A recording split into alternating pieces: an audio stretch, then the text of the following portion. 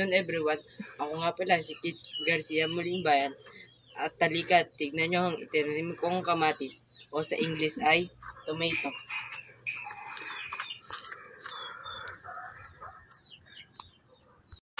At alam niyo ba na ang scientific name ng kamatis o tomato ay Solanum lycopersicum at kabilang ito sa Solanaceae family.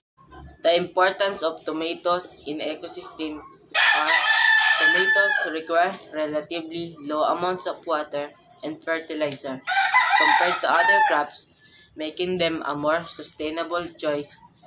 Plus, they can be grown using organic and regenerative practices which benefit the environment. This is the health benefits of tomatoes in our bodies.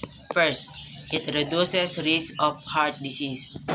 Second, it is a great source of vitamins and nutrients.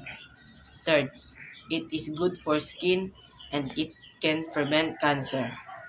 Fourth, it improves eye vision. Fifth, it can maintain blood sugar balance. Sixth, it is good for our hair. 7. It keeps the digestive system on track. 8. It is used in various cooking dishes. 9. It reduces the damage done by smoking. At ayun lang, sana marami kayong natutunan sa video na ito. Salamat